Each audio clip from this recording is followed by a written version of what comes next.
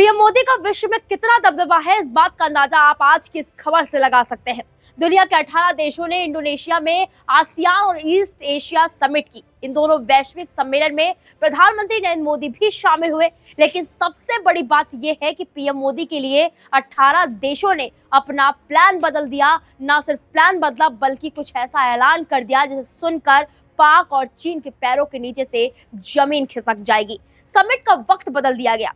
सम्मेलन की शुरुआत पहले सुबह 8:30 बजे होनी थी, लेकिन इसे 1 घंटे पहले कर दिया गया। इसकी शुरुआत सुबह 7:30 बजे हुई और ये सब कुछ किया गया सिर्फ और सिर्फ पीएम मोदी की वजह से। इसी तरह 7 सितंबर को ईस्ट एशिया समिट भी हुई। इसमें भी प्रधानमंत्री मोदी शामिल हुए।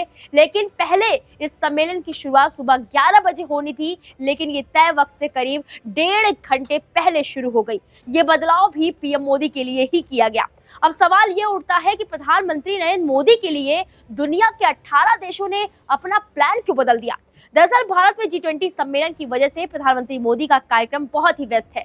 पीएम मोदी को भारत आसियान समिट और ईस्ट एशिया सम्मेलन में शामिल होने के बाद ही दिल्ली लौटना था। पीएम मोदी की इसी व्यस्तता को देखते हुए 18 देशों ने समिट का वक्त ही बदल दिया, ताकि वक्त बदले जाने से पीएम मोदी इन दोनों सम्मेलन में शामिल हो सके।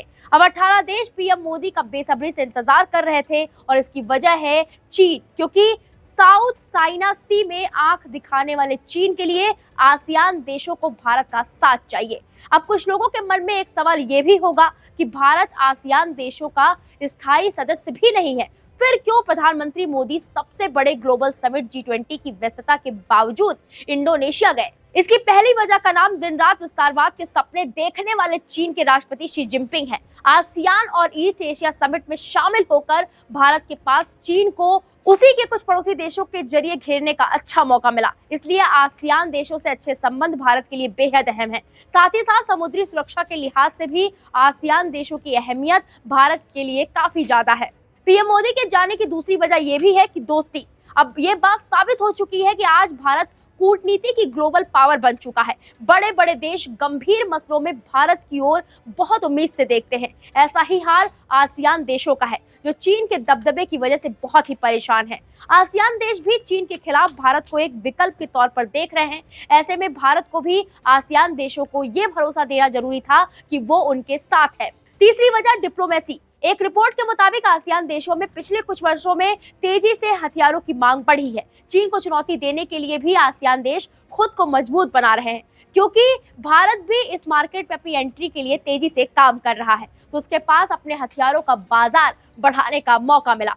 चौथी वजह साउथ चाइना सी है। भारत का 50% से ज्यादा व्यापार साउथ चाइना सी के जरिए होता है, जहां चीन की साजिशों का दलदल बहुत ही गहरा है। इसलिए दक्षिण चीन सागर में चीन की हेकड़ी निकालना भी भारत के लिए बेहद जरूरी है। दावा यह भी किया जा रहा है कि जो हथियार भारत आसियान देशों को देगा, उन्हें वो साउथ चाइना सी में तैनात करेगा। फिलहाल इस पूरे मामले पर आपकी जो भी राय है, हमें कमेंट बॉक्स में जाए और जरूर बताएं। इस खबर में इतना ही। बाकी बड़ी खबरों के लिए आप देखते रहें वीके न्यूज। नमस्कार। वीके न्यूज, राष्ट्र के नाम।